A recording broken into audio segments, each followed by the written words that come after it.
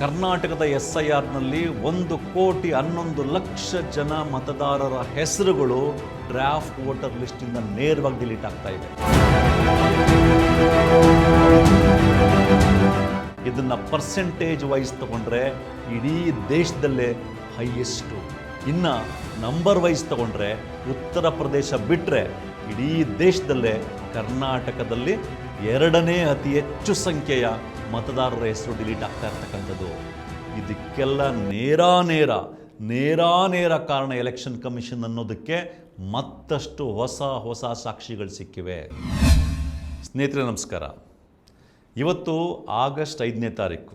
Enumeration ಫಾರ್ಮ್ನ submit ಮಾಡಲಿಕ್ಕೆ ಕಡೆ ದಿನಾಂಕ ಆಗಸ್ಟ್ 8ನೇ ತಾರೀಕು. ಇನ್ನು ಕೇವಲ 3 ದಿನಗಳಿದೆ.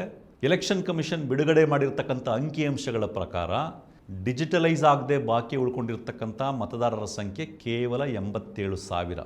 ಕರ್ನಾಟಕದಲ್ಲಿ ಲೇಟೆಸ್ಟ್ ಮತದಾರರ ಪಟ್ಟಿಯಲ್ಲಿದ್ದಂಥ ಮತದಾರರ ಸಂಖ್ಯೆ 5,54,00,000. ಅದರಲ್ಲಿ ಡಿಜಿಟಲೈಸ್ ಆಗದೆ ಉಳ್ಕೊಂಡಿರ್ತಕ್ಕಂಥದ್ದು ಕೇವಲ 87,000. ಇಲ್ಲಿಯ ತನಕ ASDDO absent, shifted, dead and duplicate ಮತ್ತು ಅದರ್ಸ್ ಈ ಕೆಟಗರಿನಲ್ಲಿ ಡಿಲೀಟ್ ಆಗಿರ್ತಕ್ಕಂಥ ಮತದಾರರ ಸಂಖ್ಯೆ 1,11,00,000. ಎಷ್ಟು ಹೇಳಿ? 1,11,00,000 ಇಲ್ಲಿಯ ತನಕ ಆಗಿರ್ತಕ್ಕಂಥದ್ದು.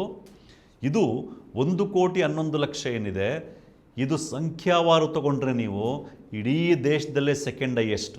ಫಸ್ಟ್ ಹೈಯೆಸ್ಟ್ ಯಾವುದು ಅಂದರೆ Uttar Pradesh. Draft voter list announce ಆದಾಗ ಅಲ್ಲಿ ಡಿಲೀಟ್ ಆಗಿದ್ದಂಥ ಮತದಾರರ ಸಂಖ್ಯೆ 2,82,00,000. ಆದರೆ ಉತ್ತರ ಪ್ರದೇಶದಲ್ಲಿ ಇರ್ತಕ್ಕಂಥ ಮತದಾರರ ಒಟ್ಟು ಸಂಖ್ಯೆ ಎಷ್ಟು? 15,5 ಕೋಟಿ. 15,5 ಕೋಟಿ ಮತದಾರರಲ್ಲಿ ಡ್ರಾಫ್ಟ್ ವೋಟರ್ ಲಿಸ್ಟಲ್ಲಿ ಡಿಲೀಟ್ ಆಗಿದ್ದವರ ಸಂಖ್ಯೆ 2,82,00,000. ಅದು ಬಿಟ್ಟರೆ ನೆಕ್ಸ್ಟ್ ಹೈಯೆಸ್ಟ್ ಇದ್ದಿದ್ದು ತಮಿಳುನಾಡು 91 ಲಕ್ಷ. ವೆಸ್ಟ್ ಬೆಂಗಾಲು ಎಷ್ಟೇ ಟ್ರೈ ಮಾಡಿದ್ರು ಡ್ರಾಫ್ಟ್ ವೋಟರ್ ಲಿಸ್ಟಿಂದ ಡಿಲೀಟ್ ಆದವರ ಸಂಖ್ಯೆ ASDDOನಲ್ಲಿ ಬಂದಂಥವರ ಸಂಖ್ಯೆ 58 ಲಕ್ಷ ಇತ್ತು. ಇನ್ನು ಬಿಹಾರದಲ್ಲಿ ASDDOದಲ್ಲಿ ಬಂದಂಥವರ ಸಂಖ್ಯೆ ಎಷ್ಟಿತ್ತು? ಅಲ್ಲಿ 64 ಲಕ್ಷ ಇತ್ತು. ಕರ್ನಾಟಕದಲ್ಲಿ ASDDO ಅಡಿನಲ್ಲಿ ಬಂದಂಥವರ ಸಂಖ್ಯೆ 1,11,00,000 ಇದೆ. ಹತ್ತತ್ರ 1,12,00,000 ಅಂತ ಅಂದ್ಕೊಳ್ಳಿ. ಅಂದರೆ ನೀವು ಸಂಖ್ಯಾವಾರು ತಗೊಂಡ್ರೆ ಇಡೀ ದೇಶದಲ್ಲೇ ಉತ್ತರ ಪ್ರದೇಶ ಬಿಟ್ಟರೆ ಸೆಕೆಂಡ್ ಹೈಯೆಸ್ಟ್ ವೋಟರ್ಸ್ ಡಿಲೀಷನ್ ಆಗಿರ್ತಕ್ಕಂಥದ್ದು ಕರ್ನಾಟಕದಲ್ಲಿ ASDDO ಕೆಟಗರಿನಲ್ಲಿ. ಇನ್ನು ನೀವು ಪರ್ಸೆಂಟೇಜ್ ವೈಸ್ ತೊಗೊಂಡ್ರೆ ಇಡೀ ದೇಶದಲ್ಲೇ highest deletion in terms of percentage is Karnataka. ಯಾಕೆ ಅಂತಂದರೆ ನಾನು ಆಗಲೇ ಹೇಳ್ದಂಗೆ ಉತ್ತರ ಪ್ರದೇಶದಲ್ಲಿ ಒಟ್ಟು ಇರತಕ್ಕಂಥ ಮತದಾರರ ಸಂಖ್ಯೆ 15,5 ಕೋಟಿ. 15,5 ಕೋಟಿನಲ್ಲಿ ASDDO ಮೂಲಕ ಡಿಲೀಟ್ ಆದವರ ಸಂಖ್ಯೆ ಎಷ್ಟು? 2,82,00,000. ಅಂದರೆ ಪರ್ಸೆಂಟೇಜ್ ತೊಗೊಂಡ್ರೆ ಹತ್ತತ್ರ 18% ಮತದಾರರು ಡ್ರಾಫ್ಟ್ ವೋಟರ್ ಲಿಸ್ಟಿಂದನೇ ಡಿಲೀಟ್ ಆಗಿದ್ದಾರೆ. ಆದರೆ ಕರ್ನಾಟಕದಲ್ಲಿ ತೊಗೊಂಡ್ರೆ ನೀವು ಇಲ್ಲಿದ್ದಿದ್ದು 5,5 ಕೋಟಿ, ಅದರಲ್ಲಿ ಡಿಲೀಟ್ ಆಗಿರ್ತಕ್ಕಂಥದ್ದು 1,11,00,000. ಅಂದರೆ ಕರ್ನಾಟಕದಲ್ಲಿ ಪರ್ಸೆಂಟೇಜ್ ವೈಸ್ ಒಟ್ಟು ಇದ್ದ ಮತದಾರರಲ್ಲಿ 21% ವೋಟರ್ಸು ASDDO ಮೂಲಕನೇ ಡಿಲೀಟ್ ಆಗ್ತಾ ಇದ್ದಾರೆ.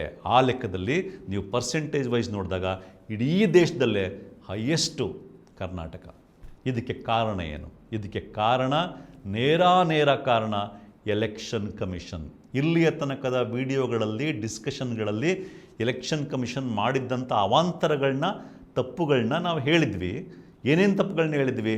ಮೊದಲನೇದಾಗಿ ಎಲೆಕ್ಷನ್ ಕಮಿಷನ್ನು BLOಗಳಿಗೆ ಟ್ರೈನಿಂಗ್ ಕೊಟ್ಟಿಲ್ಲ. ಅದಕ್ಕೂ ಮೊದಲನೇದಾಗಿ ಎಲೆಕ್ಷನ್ ಕಮಿಷನ್ನು ಇಡೀ SIR ಪ್ರಕ್ರಿಯೆನ 3 ತಿಂಗಳ ಬದಲು 6 ತಿಂಗಳ ಟೈಮ್ ತೊಗೊಂಡು ಮಾಡಲಿ ಅಂತ ಅನೇಕ ಪ್ರಜ್ಞಾವಂತರು, ಅನೇಕ ಜನ, ಅನೇಕ ಸಂಘಟನೆಗಳು ಎಲೆಕ್ಷನ್ ಕಮಿಷನ್ಗೆ ಮನವಿ ಮಾಡಿಕೊಂಡಿದ್ವು.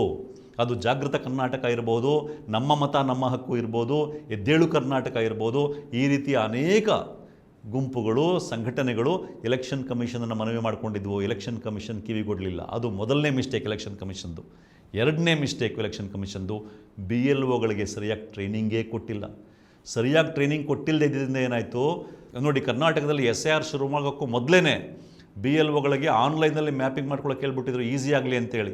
ಅಷ್ಟೆಲ್ಲ ಆಗಿದ್ದರೂ ಕೂಡ ಇಷ್ಟೊಂದು ಜನರ ವೋಟ್ ಡಿಲೀಟ್ ಆಗ್ತಾ ಇದೆ ಅಂತಂದರೆ BLOಗಳಿಗೆ ಸರಿಯಾಗಿ ಟ್ರೈನಿಂಗ್ ಕೊಟ್ಟಿಲ್ಲ. ಯಾವ ಮಟ್ಟಕ್ಕೆ ಟ್ರೈನಿಂಗ್ ಕೊಟ್ಟಿಲ್ಲ ಅಂತಂದರೆ, ಜೂನ್ 30ನೇ ತಾರೀಕು SIR ಶುರುವಾಗುತ್ತೆ, ಅವತ್ತಿನ ದಿನ ಅವ್ರಿಗೆ BLO ಆ್ಯಪ್ನ ಆ್ಯಕ್ಸೆಸ್ ಕೊಡಲಾಗುತ್ತೆ.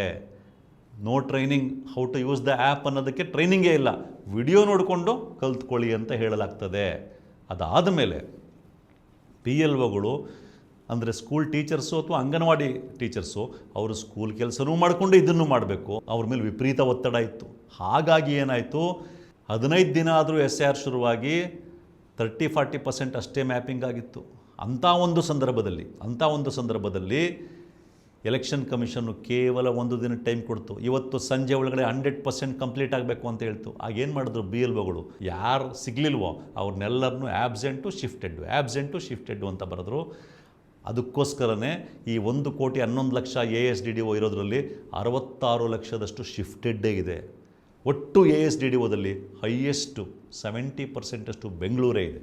ಯಾಕೆ ಅಂತಂದರೆ ಬೆಂಗಳೂರಲ್ಲಿ ಮನೆ ಚೇಂಜ್ ಮಾಡ್ತಾ ಇರ್ತಾರೆ, ಅವ್ರಿಗೆ ಹಳೆ ಬೂತ್ಗಳು ಗೊತ್ತಿರಲ್ಲ. ಮನೆ ಚೇಂಜ್ ಮಾಡಿದಾಗ PLOಗಳು ಓದಂಥವರು ಆ ಬಾಡಿಗೆದಾರರು ಎಲ್ಲಿಗೆ ಶಿಫ್ಟ್ ಆಗಿರ್ತಾರೆ ಅವ್ರನ್ನ ಕಾಂಟ್ಯಾಕ್ಟ್ ಮಾಡಿತ್ತು, ಅವ್ರಿಗೆ ಇವ್ರನ್ನ ಕಾಂಟ್ಯಾಕ್ಟ್ ಮಾಡಿದಾಗ ಅವ್ರು ಎನ್ಯುಮರೇಷನ್ ಫಾರ್ಮ್ ಕೊಡಬೇಕು.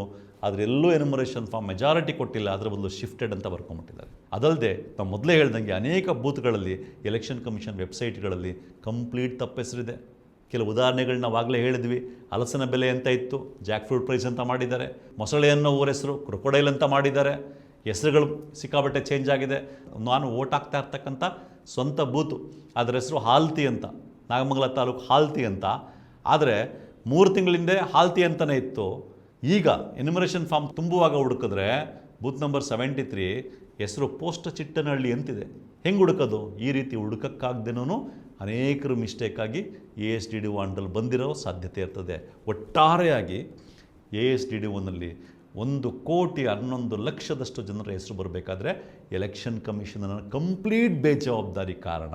ಎಲೆಕ್ಷನ್ ಕಮಿಷನ್ ತನ್ನ ನೋಟಿಫಿಕೇಷನಲ್ಲಿ ಏನು ಹೇಳುತ್ತೆ, ಎಲೆಕ್ಷನ್ ಕಮಿಷನ್ ಹೇಳುತ್ತೆ ಒಬ್ಬ ಅರ್ಹ ಮತದಾರರನ್ನು ಮಿಸ್ ಆಗಬಾರ್ದು, ಆ ರೀತಿ ನೋಡ್ಕೋಬೇಕಾಗಿರೋದು ಎಲೆಕ್ಷನ್ ಕಮಿಷನ್ನ ಕರ್ತವ್ಯ ಅಂತ ನೋಟಿಫಿಕೇಷನಲ್ಲಿ ಹೇಳುತ್ತೆ.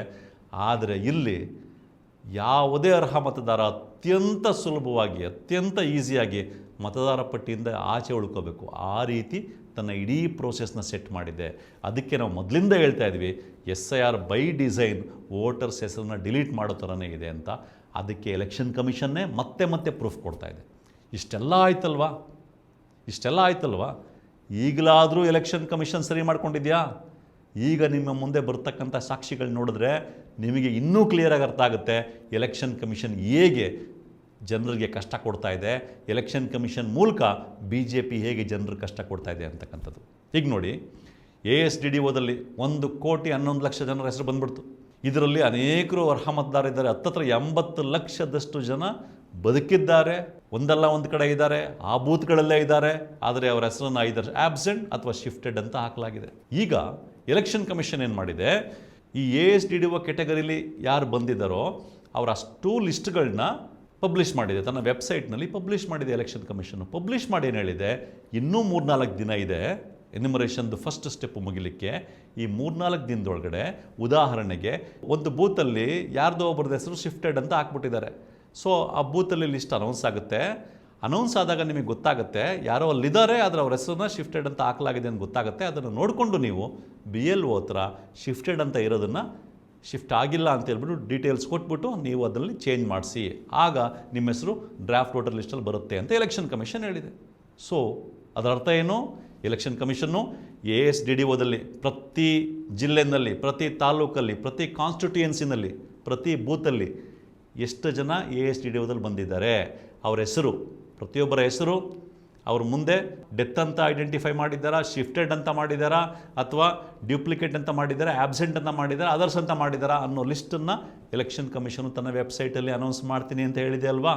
ಅದ್ರ ಪ್ರಕಾರ ಅನೌನ್ಸ್ ಮಾಡಿದ್ದಾಗ ಏನಾಗುತ್ತೆ, ಪ್ರತಿ ಬೂತಲ್ಲಿರೋ ಬೂತ್ ಲೆವೆಲ್ ಏಜೆಂಟು ಆ ಲಿಸ್ಟನ್ನು ನೋಡ್ತಾರೆ. ಆ ಲಿಸ್ಟಲ್ಲಿ ಉದಾಹರಣೆಗೆ ಒಂದು ಬೂತಲ್ಲಿ 50 ಜನದ ಹೆಸರು ASDDOದಲ್ಲಿದೆ, ನೋಡ್ತಾರೆ. ಅದರಲ್ಲಿ ಒಂದು 20 ಜನ ಡೆಡ್ ಅಂತಿರುತ್ತೆ, ಚೆಕ್ ಮಾಡ್ತಾರೆ, ಓಕೆ ಡೆಡ್ ಬಿಡಿ. ಅಕಸ್ಮಾತ್ ಇನ್ನೊಂದು 10 ಜನದ ಹೆಸರು ಶಿಫ್ಟೆಡ್ ಅಂತ ಇದೆ, 10 ಜನದಲ್ಲಿ 5 ಜನ ಶಿಫ್ಟ್ ಆಗಿಲ್ಲ, ಇಲ್ಲೇ ಇದ್ದಾರೆ, ಓಟು ಇಲ್ಲೇ ಇದೆ, ಆದರೆ ಶಿಫ್ಟೆಡ್ ಅಂತ ತೋರಿಸ್ಬಿಟ್ಟಿದ್ದಾರೆ. ಆಗೇನು ಮಾಡ್ತಾರೆ, BLA ಅದನ್ನು ತೊಗೊಂಡು 5 ಜನ ಯಾರು ಶಿಫ್ಟೆಡ್ ಅಂತ ತೋರಿಸಿರ್ತಾರೋ ಆದರೆ ಅಲ್ಲೇ ಇರ್ತಾರೋ ಅಂಥವ್ರನ್ನ ತೊಗೊಂಡು BLO ಹತ್ರ ಹೋಗಿ ಇವರು ಶಿಫ್ಟೆಡ್ ಅಂತ ಮಿಸ್ಟೇಕ್ ಆಗಿದೆ, ಇದನ್ನ ಸರಿ ಮಾಡಿ ಅಂತ ಸರಿ ಮಾಡಿಸ್ತಾರೆ. ಆಗ ಅವ್ರ ಹೆಸರು ವೋಟರ್ ಲಿಸ್ಟಲ್ಲಿ ಬರುತ್ತೆ. ಇದು ಆಗಬೇಕಾಗಿರೋದು. ಅಥವಾ ಡೂಪ್ಲಿಕೇಟ್ ಅಂತ ಇದ್ದರೆ ಅದನ್ನೂ ಸರಿ ಮಾಡಿಸ್ಕೊಳ್ತಾರೆ. ಅದರ್ಸ್ ಅಂತ ಆಗಿದ್ರೆ ಏನೇ ಇರಲಿ, ಪ್ರತಿ ಬೂತಲ್ಲೂ ಯಾರ್ಯಾರ್ದು ASTDOದಲ್ಲಿ ಬಂದಿದೆಯೋ ಅವ್ರ ಡೀಟೇಲ್ಸ್ ಕಂಪ್ಲೀಟಾಗಿ ವೆಬ್ಸೈಟಲ್ಲಿ ಸಿಕ್ಕಿದಾಗ ಅಟ್ಲೀಸ್ಟ್ BLAಗಳು ಸರಿಯಾಗಿ ಕೆಲಸ ಮಾಡಿದ್ರೆ ಮುಂದಿನ 4-5 ದಿನಗಳಲ್ಲೇ ಕನಿಷ್ಠ ಒಂದು 20 ಲಕ್ಷದಷ್ಟು ಹೆಸರನ್ನು ಉಳಿಸ್ಕೋಬೋದು. 1,11,00,000ದಲ್ಲಿ 20 ಲಕ್ಷದಷ್ಟು ಹೆಸರನ್ನು ಉಳಿಸ್ಕೋಬೋದು. ಆ್ಯಕ್ಚುಲಿ ಎಲೆಕ್ಷನ್ ಕಮಿಷನು ನಿಜಕ್ಕೂ ಪ್ರಾಮಾಣಿಕವಾಗಿದ್ದರೆ, ಅರ್ಹ ಮತದಾರರಿಗೆ ಹೆಲ್ಪ್ ಮಾಡಬೇಕು ಅಂತ ಪ್ರಾಮಾಣಿಕವಾಗಿದ್ದರೆ, ಈ ಒಂದು ಸ್ಟೇಜ್ನಲ್ಲಿ ಯಾವಾಗ 1,11,00,000 ಜನ ASTDOದಲ್ಲಿ ಇದ್ದಾರೋ ಅವರ ಹೆಸರನ್ನು ಅಷ್ಟನ್ನು ಪಬ್ಲಿಷ್ ಮಾಡ್ತೀವಿ ಅಂತ ಎಲೆಕ್ಷನ್ ಕಮಿಷನ್ ಹೇಳಿರುವಾಗ, ಆ ಪಬ್ಲಿಷ್ ಮಾಡಿದಾಗ ಅದನ್ನು ಹುಡುಕೊಂಡು ಮತ್ತೆ ಎಲೆಕ್ಷನ್ ವೋಟರ್ಸ್ ಲಿಸ್ಟಿಗೆ ಸೇರಿಸಲಿಕ್ಕೆ ಇನ್ನೊಂದು ವಾರನಾದರೂ ಟೈಮ್ ಕೊಡಬೇಕಾಗಿತ್ತು. ಅಂದರೆ ಆಗಸ್ಟ್ 8ರಿಂದ ಇನ್ನೂ ಒಂದು ವಾರ ಮುಂದಕ್ಕೆ ಹಾಕಬೇಕಾಗಿತ್ತು ಈ ಪ್ರೋಸೆಸ್ನ. ಆಗ ಟೈಮ್ ಸಿಗ್ತಾ ಇತ್ತು. ಕನಿಷ್ಠ 1,11,00,000 ಜನದಲ್ಲಿ ಖಂಡಿತವಾಗಿ ಒಂದು 50 ಲಕ್ಷ ಜನದಷ್ಟು ಒಳಗೆ ಬರ್ತಾಯಿದ್ರು. ಇದನ್ನು ಎಲೆಕ್ಷನ್ ಕಮಿಷನ್ ಮಾಡಬೇಕಾಗಿತ್ತಲ್ವಾ? ಇದನ್ನು ಮಾಡೋದಿರಲಿ. ಎಲೆಕ್ಷನ್ ಕಮಿಷನ್ ತನ್ನ ವೆಬ್ಸೈಟಲ್ಲಿ ಎಲ್ಲವನ್ನು ASTDOದಲ್ಲಿ ಬೂತ್ ವೈಸು, ಕಾನ್ಸ್ಟಿಟ್ಯೂಯೆನ್ಸಿ ವೈಸು ಯಾರ್ಯಾರಿದ್ದಾರೆ, ಯಾವ್ಯಾವ ಕೆಟಗರಿ ಅಂತ ಅನೌನ್ಸ್ ಮಾಡಿದೆಯಲ್ಲ, ಅದರಲ್ಲಿ ಎಂಥ ತಪ್ಪುಗಳನ್ನು ಮಾಡಿದೆ, ಎಂಥ ಕಾಂಪ್ಲೆಕ್ಸ್ ಮಾಡಿಟ್ಟಿದೆ ಅಂತ ಅಂದರೆ ಅದನ್ನು ನೋಡಿದಾಗ ನಿಮಗೆ ಗೊತ್ತಾಗುತ್ತೆ. ಎಲೆಕ್ಷನ್ ಕಮಿಷನ್ ಉದ್ದೇಶ ಅರ್ಹ ಮತದಾರರನ್ನ ಒಳಗಡೆ ಇಡಿಸೋದಲ್ಲ, ಅರ್ಹ ಮತದಾರರಿಗೆ ಮತ್ತಷ್ಟು ಕಷ್ಟ ಕೊಡೋದೇ ಎಲೆಕ್ಷನ್ ಕಮಿಷನ್ ಉದ್ದೇಶ. ಎಲೆಕ್ಷನ್ ಕಮಿಷನ್ ಮೂಲಕ ಈ BJP ಉದ್ದೇಶನೂ ಇದೆ ಅಂತ ನಿಮ್ಗೆ ಅರ್ಥ ಆಗಿಬಿಡುತ್ತೆ. ಉದಾಹರಣೆಗೆ ನೋಡಿ, ಇಲ್ಲಿ ನಾನು ಕೆಲವು ಸ್ಕ್ರೀನ್ಶಾಟ್ಗಳನ್ನ ತೋರಿಸ್ತೀನಿ. ಈ ಸ್ಕ್ರೀನ್ಶಾಟ್ಗಳು ಎಲೆಕ್ಷನ್ ಕಮಿಷನ್ ವೆಬ್ಸೈಟಿಂದ ತೊಗೊಂಡಿರ್ತಕ್ಕಂಥ ಸ್ಕ್ರೀನ್ಶಾಟ್ಗಳು. ಇದು ಉದಾಹರಣೆಗೆ ಶಿಡ್ಲಘಟ್ಟದಲ್ಲಿ ASTDO ಎಷ್ಟಿದೆ ಅವ್ರ ಹೆಸರುಗಳು ಎಲ್ಲವನ್ನೂ ಎಲೆಕ್ಷನ್ ಕಮಿಷನ್ ವೆಬ್ಸೈಟಲ್ಲಿ ಹಾಕಿದೆ. ಆದರೆ ನೀವು ಶಿಡ್ಲಘಟ್ಟದನ್ನು ಓಪನ್ ಮಾಡಿದಾಗ ಅಲ್ಲೇನು ಮಾಡಿದ್ದಾರೆ ಅಂದರೆ, ಇಡೀ ಶಿಡ್ಲಘಟ್ಟ ಕಾನ್ಸ್ಟಿಟ್ಯೂಯೆನ್ಸಿಲಿ ಒಟ್ಟು ASTDO ಎಷ್ಟು ಜನ ಬಂದಿದ್ದಾರೋ ಅಷ್ಟು ಜನದ್ದು ಒಟ್ಟಿಗೆ ಅನೌನ್ಸ್ ಮಾಡಿಬಿಟ್ಟಿದ್ದಾರೆ. ಮೇಲ್ಭಾಗದಲ್ಲಿ ನೋಡಿ ನೀವು 784 ಅಂತ ಕಾಣಿಸ್ತಾಯಿದೆ. ಅಂದರೆ 784 ಪುಟ. ನಿಮ್ಮ ಬೂತಲ್ಲಿ ಯಾರಾದ್ರದ್ದು ಹೆಸರು ASTDOದಲ್ಲಿ ಬಂದಿದೆಯಾ ಅಂತ ನೀವು ಹುಡುಕಬೇಕು ಅಂದರೆ 784 ಪುಟದಲ್ಲಿ ಹುಡ್ಕೊಂಡು ಹೋಗಬೇಕು. ಅಲ್ಲಿ ಸರ್ಚ್ ಆಪ್ಷನ್ ಇಲ್ಲ, ಯಾರ್ದೋ ಹೆಸರಾಗಿ ಹುಡುಕೋ ಆಪ್ಷನ್ ಇಲ್ಲ. ಒಂದು ಕಡೆಯಿಂದ ಹುಡ್ಕೊಂಡು ಹೋಗಬೇಕು 784 ಪುಟನ. ಹೇಗಿದು ಸಾಧ್ಯ? ಅದು BLAಗೆ ಸಾಧ್ಯನಾ? BLOಗೆ ಸಾಧ್ಯನಾ? ಹೋಗಲಿ ವೋಟರ್ಸಿಗೆ ಸಾಧ್ಯನಾ?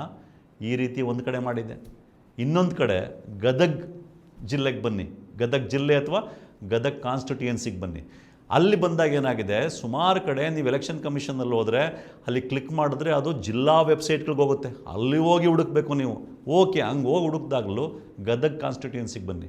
ಇಲ್ಲಿ ನೋಡಿ ಏನಾಗಿದೆ, ಇಲ್ಲಿ ಬೂತ್ ಹೆಸರೇ ಇಲ್ಲ, ಸುಮ್ಮನೆ ನಂಬರ್ ಹಾಕ್ಕೊಂಡು ಹೋಗ್ಬಿಟ್ಟಿದ್ದಾರೆ. ಆ ನಂಬರ್ನೂ ಕೂಡ ಆರ್ಡ್ರಲ್ಲಿಲ್ಲ, 1 2 3 4 ಇಲ್ಲ, 130 ಚಿಲ್ಲರೆಯಿಂದ ಶುರುವಾಗಿದೆ. ಅಂದರೆ ನೀವೇನು ಮಾಡಬೇಕು, ನಿಮ್ಮ ಬೂತಲ್ಲಿ ಯಾರು ASTDOದಲ್ಲಿ ಬಂದಿದ್ದಾರೆ ಅಂತ ಹುಡುಕಕ್ಕೆ ನೀವು ಪ್ರತಿಯೊಂದನ್ನು ಒಂದು ಕಡೆಯಿಂದ ಕ್ಲಿಕ್ ಮಾಡಿ ಓಪನ್ ಮಾಡ್ಕೊಂಡು ಚೆಕ್ ಮಾಡ್ಕೊಳ್ತಾ ಹೋಗಬೇಕು. ಇದು ನಿಮ್ಮ ಬೂತಾ, ಇದು ನಮ್ಮ ಬೂತಾ, ಮತ್ತೊಂದು ಯಾವುದು ನಮ್ಮ ಬೂತು ಅಂತ ಪ್ರತಿಯೊಂದನ್ನು ಓಪನ್ ಮಾಡಿ ಚೆಕ್ ಮಾಡ್ಕೊಂಡು ಹೋಗಬೇಕು. ಈ ರೀತಿ ಮಾಡಿದ್ದಾರೆ. ಅಂದರೆ ಏನು ಮಾಡಿದ್ದಾರೆ ಎಲೆಕ್ಷನ್ ಕಮಿಷನ್ನು? ಅಕಸ್ಮಾತ್ ನಿಮ್ಮ ಬೂತಲ್ಲಿ ಯಾರ್ದೋ ASTDOದಲ್ಲಿದೆ, ಬಟ್ ಅವ್ರು ಬದುಕಿದ್ದಾರೆ, ಅರ್ಹರಾಗಿದ್ದಾರೆ, ಅವ್ರ ಹೆಸರು ಸೇರಿಸ್ಬೇಕು, ಅವ್ರ ಹೆಸರನ್ನ ಹುಡುಕಬೇಕು ASTDOದಲ್ಲಿ ಇದ್ದಾರಾ ಅಂತ. ಹಂಗಿದ್ದಾಗ ಹುಡುಕಿದಾಗ ನೀವು ಅವ್ರನ್ನ ಸೇರ್ಸೋಕ್ಕಾಗತ್ತೆ ಹೆಸರನ್ನ. ಬಟ್ ನಿಮ್ಮ ಹುಡುಕಕ್ಕೆ ನಿಮಗೆ ಸಿಕ್ಕಾಬಟ್ಟೆ ಕಷ್ಟ ಆಗಬೇಕು. ಹಂಗೆ ಮಾಡಿ ಕೂರಿಸಿದ್ದಾರೆ. ಇನ್ನು ಮತ್ತೊಂದು ಕಡೆಗೆ ಬನ್ನಿ.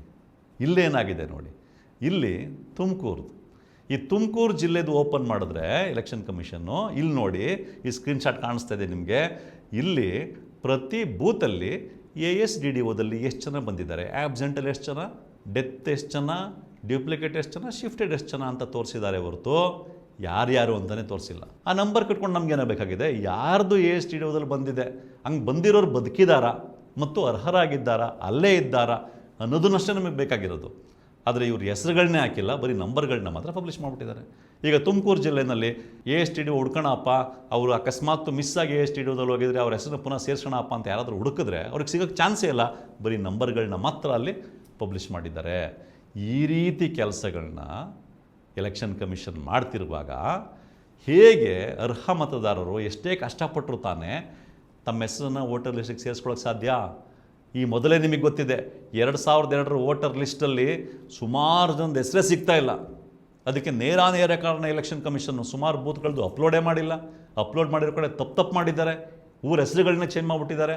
ಅಲ್ಲಿ ಹುಡುಕೋದೇ ಕಷ್ಟ ಆಗುತ್ತೆ.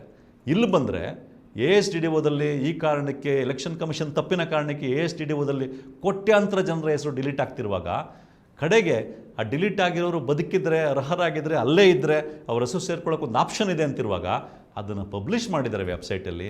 ಮಾಡಿರುವಾಗ ಈ ಮಟ್ಟಕ್ಕೆ ಮಾಡಿದ್ದಾರೆ. ಅದಕ್ಕೆ ನಾನು ಹೇಳಿದ್ದು ಇದಕ್ಕೆ ನೇರ ಹೊಣೆ ಎಲೆಕ್ಷನ್ ಕಮಿಷನ್ನೇ, ಅದಕ್ಕೆ ಮತ್ತಷ್ಟು ಸಾಕ್ಷಿಗಳು ಸಿಕ್ಕಿವೆ ಅಂತ ಹೇಳಿದ್ದು. ಆ್ಯಕ್ಚುಲಿ ನೋಡಿದ್ರೆ ಡೇ 1 ಕರ್ನಾಟಕದಲ್ಲಿ SIR ಶುರುವಾಯಿತು. ಅಲ್ಲಿಂದ ಇಲ್ಲಿ ತನಕ ನೋಡಿದ್ರೆ ನಿಮಗೆ ಸೀರೀಸ್ ಆಫ್ ಎವಿಡೆನ್ಸಸ್ ನಿಮಗೆ ಸಿಕ್ಬಿಡುತ್ತೆ. ಅದನ್ನ ಇಟ್ಕೊಂಡು ಎಲೆಕ್ಷನ್ ಕಮಿಷನ್ಗೆ ಮತ್ತೆ ಜಾಗೃತ ಕರ್ನಾಟಕದಿಂದ ಮತ್ತು ನಮ್ಮ ಮತ ನಮ್ಮ ಹಕ್ಕು ಸಂಘಟನೆಯಿಂದ ಅನೇಕರು ಲೆಟರ್ಗಳನ್ನ ಎಷ್ಟೇ ಕೊಟ್ಟರು ಕೂಡ ಒಂದಕ್ಕೂ ಲಿಖಿತ ಉತ್ತರ ಕೊಟ್ಟಿಲ್ಲ. ಮತ್ತೆ ಈ ರೀತಿ ತಪ್ಪುಗಳನ್ನ ಮಾಡ್ಕೊಳ್ತಾ ಹೋಗ್ತಾ ಇದ್ದಾರೆ. ಇದನ್ನು ಮಾಡೋದ್ರ ಮೂಲಕ ಎಲೆಕ್ಷನ್ ಕಮಿಷನ್ನು ಅರ್ಹ ಮತದಾರರನ್ನು ಮತದಾರ ಪಟ್ಟಿಯಿಂದ ಕಿತ್ತಾಕಿದೆ. ಈಗ ನಿಮಗೆ ಅರ್ಥ ಆಗ್ತಾ ಇರ್ಬೋದು, ನಾವು ಮೊದಲಿಂದ ಹೇಳ್ಕೊಂಬಂದ್ವಿ 1 ಕೋಟಿ ಜನದಷ್ಟು ಡಿಲೀಟ್ ಆಗೇ ಆಗ್ತಾರೆ ಅಂತ. ಯಾಕೆ ಅಂತ ಈಗ ನಿಮ್ಗೆ ಅರ್ಥ ಆಗ್ತಾ ಇರ್ಬೋದು. ಕ್ಲಿಯರ್ ಆಗಿ ಎಲೆಕ್ಷನ್ ಕಮಿಷನ್ ಮೊದಲನೇದಾಗಿ SIR ಡಿಸೈನ್ ಮಾಡಿರೋದೆ ಅರ್ಹ ಮತದಾರನ ಸೇರ್ಸಕ್ಕಲ್ಲ, ಡಿಲೀಟ್ ಮಾಡೋ ರೀತಿ ಡಿಸೈನ್ ಮಾಡಿದ್ದಾರೆ. ಮತ್ತು ಒಂದು ಚೂರು ರೆಸ್ಪಾನ್ಸಿಬಿಲಿಟಿ ಇಲ್ಲದೆ ಎಲೆಕ್ಷನ್ ಕಮಿಷನ್ನು BJPಯ ಕೇಂದ್ರ ಸರ್ಕಾರದ ಮಾತುಗಳನ್ನ ಕೇಳಿಕೊಂಡು ತಾನಿಷ್ಟ ಬಂದಂಗೆ ಮಾಡಿಕೊಂಡು ಅರ್ಹ ಮತದಾರ ಒದ್ದಾಡಬೇಕು ತನ್ನ ಹೆಸರು ಸೇರ್ಸೋಕ್ಕೆ, ಆ ರೀತಿ ಮಾಡಿರೋದ್ರಿಂದ ಈ ರೀತಿ 1 ಕೋಟಿಗಿಂತ ಹೆಚ್ಚಿನ ಜನರ ಹೆಸರು ASDDOದಲ್ಲೇ ಹೋಗ್ತಾ ಇದೆ. ಇನ್ನು ನೋಟಿಸ್ ಬರ್ತಕ್ಕಂಥವ್ರದ್ದು ಲಕ್ಷಾಂತರ ಸಂಖ್ಯೆ ಇದೆ ಇನ್ನು ಮುಂದಕ್ಕೆ. ಒಟ್ಟಾರೆಯಾಗಿ ನೋಡಿದಾಗ ಕರ್ನಾಟಕದಲ್ಲಿ ಹೆಂಗೆ ಹೋದರೂ 1 ಕೋಟಿ ಜನದಷ್ಟಾದ್ರೂ ಡಿಲೀಟ್ ಆಗೇ ಆಗ್ತಾರೆ. ಇದಕ್ಕೆ ನೇರ ಕಾರಣ ಎಲೆಕ್ಷನ್ ಕಮಿಷನ್ನು, ಮತ್ತು ಇದಕ್ಕೆ ನೇರ ಕಾರಣ ಎಲೆಕ್ಷನ್ ಕಮಿಷನ್ ಹಿಂದೆ ನಿಂತ್ಕೊಂಡು ಇದನ್ನೆಲ್ಲ ಮಾಡಿಸ್ತಾ ಇರ್ತಕ್ಕಂಥ BJP ಅಂದರೆ ಮೋದಿ ಮತ್ತು ಅಮಿತ್ ಶಾ. ಇದನ್ನು ನಾವುಗಳು ಅರ್ಥ ಮಾಡಿಕೊಂಡು, ಪ್ರತಿಯೊಬ್ಬರು ಅರ್ಥ ಮಾಡಿಕೊಂಡು ಎಲೆಕ್ಷನ್ ಕಮಿಷನನ್ನು ಪ್ರಶ್ನೆ ಮಾಡಬೇಕು. ಎಲೆಕ್ಷನ್ ಕಮಿಷನ್ನ ಈ ವಂಚನೆಯ ವಿರುದ್ಧ ಪ್ರತಿಯೊಬ್ಬರು ಹೋರಾಡಬೇಕು, ಪ್ರತಿಭಟನೆ ಮಾಡಬೇಕು, ಒತ್ತಡ ಹಾಕಬೇಕು. ಹಂಗೆ ಹಾಕಿದಾಗ ಮಾತ್ರನೇ ಅರ್ಹ ಮತದಾರರು ಮತದಾರರ ಲಿಸ್ಟಿಗೆ ಸೇರ್ಕೊಳ್ಳೋಕೆ ಸಾಧ್ಯ. ಇಲ್ಲ ಅಂತಂದರೆ ಇಡೀ ದೇಶದಲ್ಲೇ ಹೈಯೆಸ್ಟ್ ನಂಬರ್ ಆಫ್ ವೋಟರ್ಸ್ನ ಕಳ್ಕೊಂಡಂಥ ರಾಜ್ಯ ಕರ್ನಾಟಕ ಆಗುತ್ತೆ. ಈ ಎಚ್ಚರ ನಮಗೆಲ್ಲ ಇರಬೇಕು. ಎಲೆಕ್ಷನ್ ಕಮಿಷನ್ಗೆ ಸರಿಯಾದ ರೀತಿ ನಡ್ಕೊಳ್ಳೋವಂಗೆ ತಾಕೀತು ಮಾಡಬೇಕು, ಒತ್ತಡ ಹಾಕಬೇಕು. ಎಲೆಕ್ಷನ್ ಕಮಿಷನ್ ತನ್ನ ಡ್ಯೂಟಿಯನ್ನು ಸರಿಯಾಗಿ ಮಾಡೋ ಥರ ಮಾಡುವಂಥ ಜವಾಬ್ದಾರಿ ನಮ್ಮೆಲ್ಲರ ಮೇಲೆ ಇದೆ. ನಮಸ್ಕಾರ. ಮತ್ತಷ್ಟು ವಿಶೇಷ ವಿಡಿಯೋಗಳನ್ನು ನೋಡಲು ಮತ್ತು ಹೊಸ ವಿಡಿಯೋಗಳ ಬಗ್ಗೆ ತಿಳಿಯಲು EDina.com ಯೂಟ್ಯೂಬ್ ಚಾನೆಲ್ ಸಬ್ಸ್ಕ್ರೈಬ್ ಮಾಡಿ ಮತ್ತು ಬೆಲ್ ಐಕಾನ್ ಕ್ಲಿಕ್ ಮಾಡಿ.